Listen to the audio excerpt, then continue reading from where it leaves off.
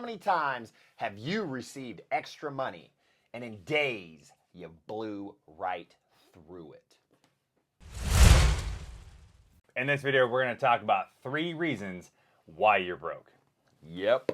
So if you're new to this channel, make sure you hit that subscribe button. Don't forget to hit that bell so you get all the notifications when we put out some new videos. In the comments below, let us know if you're tired of being broke or not. And if you're new here, check the description below because we've got tons of free resources that can help you become more successful as an adult. When we were younger, we thought that, man, if I just made all this money, I'd be rich. I'd never be broke again. But in reality, it turns out that the more money you make just typically results into you spending more money. I mean, the same problem is there on why you were broke because you're not managing your money and you just keep spending more money. And it's a continual problem. I mean, it just keeps spinning in a circle. So once we finally made more money and we were like, yeah, we made it, we'll never be broke again. But we still kept spending money like, you know, normal. We just spent more of it. And we were broke again. We were like, what the hell? And then all of a sudden we started to realize like, whoa, it's not the money's fault. Stuff was crazy. Yeah. Speaking of crazy, money isn't the reason why you're broke. The reason why you're broke is you. Because it's your spending habits. And we had to figure that out the hard way and really, really scale back our spending habits and live within our means. And that's the hardest part for most people is living within your means. It's not making more money usually. It's living within your means and being able to actually afford your lifestyle and not living beyond your lifestyle. Yeah. Got to learn those money habits, man. I mean, great example is people that win the lottery, you know? They're like, yeah, we made it. We're never going to be poor again. Got all this money. But the money eventually runs out. I mean, if they don't have like these good money habits to begin with, I mean, these people that win the lottery, when all of their money runs out, they end up in more debt than what they had before they won the lottery. Because they just kept making it rain all over the place. They were like, yeah, I'm rich. Rick James. You guys don't know who that is. But, yeah. Anyways, I'm rich. But that was Dave Chappelle that said I'm rich, right? In his skit. Anyways, moral of the story, okay? If you don't learn how to spend your money and manage your money, you're not going to keep your money, okay? A really good example is Mike Tyson. And for all you kids out there, he was like one of the best boxers of all time. And in the 80s, he was worth over $400 million. But the dude did not know how to manage his money. And guess what? He went bankrupt because he spent all of it. He blew through all of it. And then on the other opposite end of the side of the spectrum is Shaq. When Shaq got his first big payday, he spent $1 million in that first day. And his financial advisor was like, look, dummy, you're going to end up like every other professional athlete once you retire and be broke or bankrupt and have no money left over unless you learn how to actually live within a budget and understand money. And so then he started going to college. Long story short, he got his doctorate in finance, and now he owns like 300 other businesses that are making money all the time for him. So they both earned a ton of money in their careers. One never understood money, the other one studied money, and he's way richer now than he ever was when he played for the NBA. And Mike Tyson's broke. Still broke. Yeah. Hey, yo, Shaq, if you're watching this, you want to link up sometime, hit us up in the email, okay? We'd love to collaborate. Absolutely. Yeah. But anyways, let's get started and give these kids those 3 reasons on why they're broke. Number 1 is you're spending too much time on social media, looking at other people and their glamorous lives instead of learning how to build wealth and a lifestyle that you want.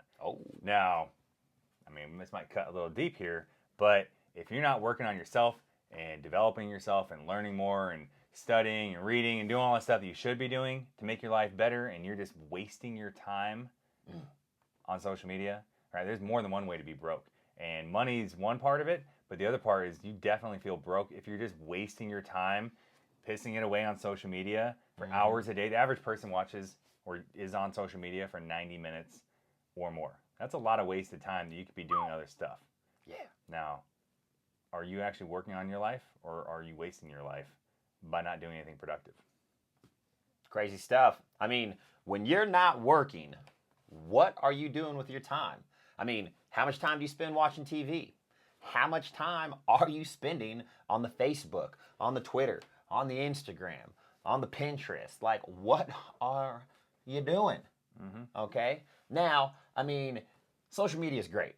Okay, I mean, there's a lot of cool stuff on there that you can use to benefit yourself, and stuff you can learn, get some insight, some motivation, inspiration, etc. Right? But at the same side of the coin, or the other side of the coin, it's negative and it's a time waster. You know, you just get sucked in and you're just there. You're like, oh my God, I can't leave. Can't go to sleep because I just got to watch this next reel.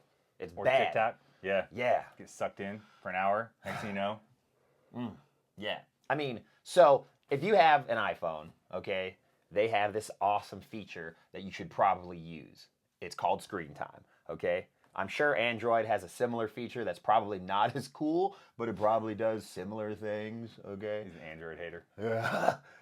But I mean, this is an awesome little feature, okay? You can turn it on, and then it's pretty much going to tell you how much time you're spending in each one of your apps. And then every single week, it'll give you an update telling you like, whoa, dude, you spent 7 hours this week on Facebook, okay? It literally shames you once a week. Or Snapchat, or whatever, you know? And then once you combine all of the time, you know, that you've spent in your messaging apps, or your FaceTime, or your Snapchats, your Instagram, or your Twits, you know, like, whoa, you're like, holy crap, that was 45 hours this week I just wasted doing nothing. Like, oh my gosh. Wild, okay? So if you don't have it, turn it on, check it out, and just get an idea of how much time you're actually wasting.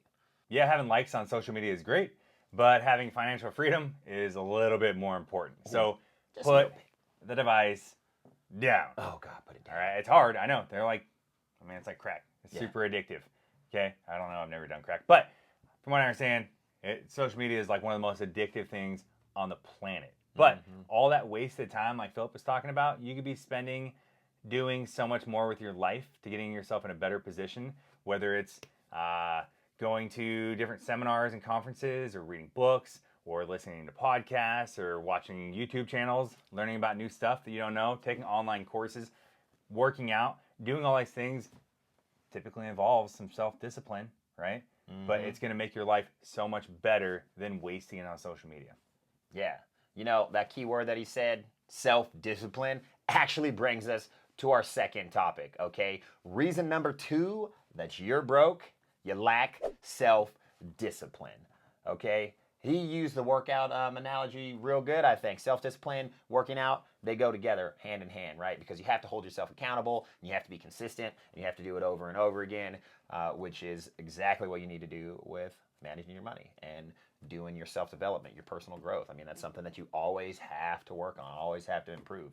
I mean, because if you can't convince yourself, or if you can't say no to yourself, I mean, you're just going to let other people say no to you? Be like, yo, Jimmy, go flip those burgers, okay? Make this guy his Big Mac with fries. You know, he's telling you to go do something.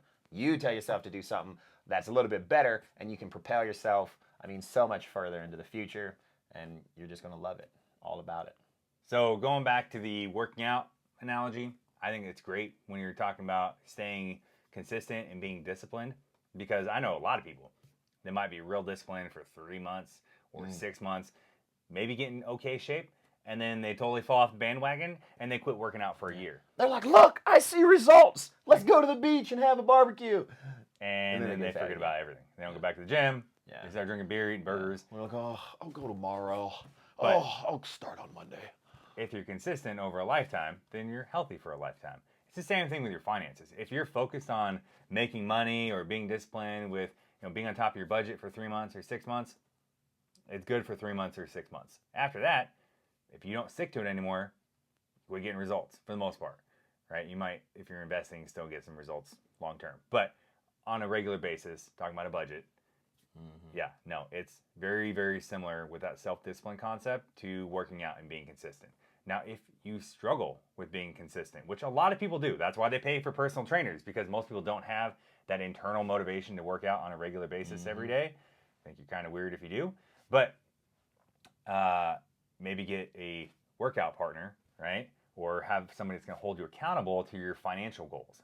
So a lot of people, whether it's business partners or people in leadership positions, whatever it is, they lean on other people to hold them accountable. That way they stay on track with their goals. Yeah. I mean, we bust each other up all the time, For I'm years. Like, hey, he's being lazy. And he's like, hey, It's 5:30. Why aren't you at the gym? And I'm like, go take a nap.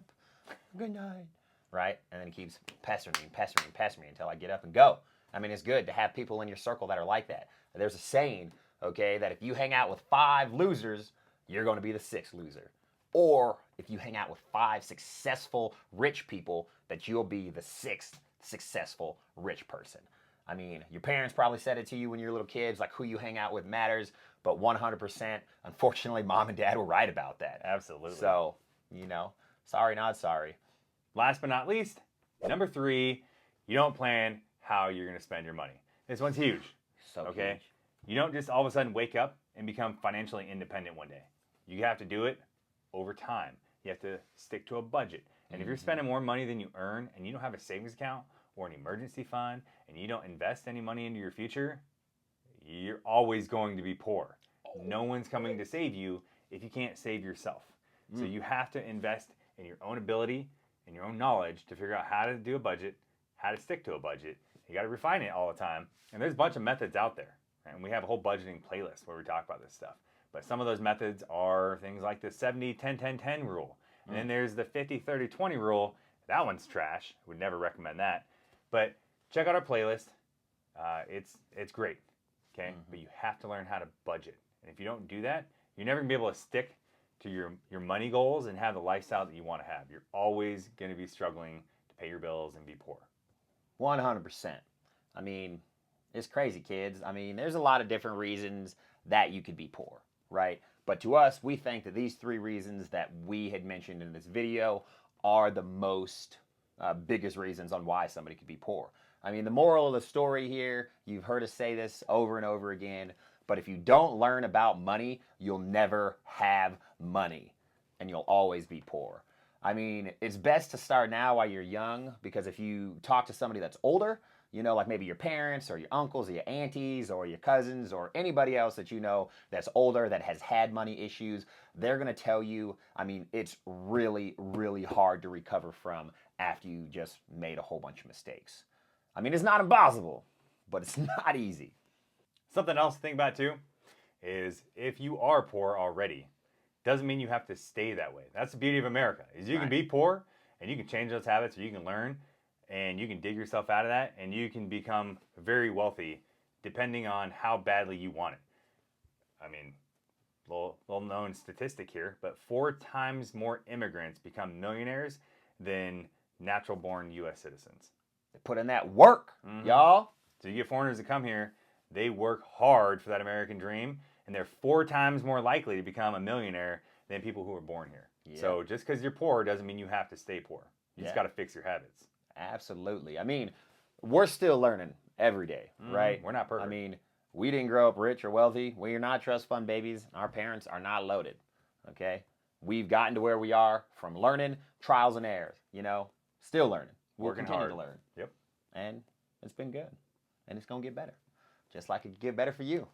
It's not impossible. It's not easy, but it's doable, and your future self will thank you for it. Yeah. So, there's our 3 reasons on why you're broke. If you like this video, hit that like button and don't forget to subscribe. In the comments below, let us know if any of these 3 reasons apply to you. And we'll see you in the next video.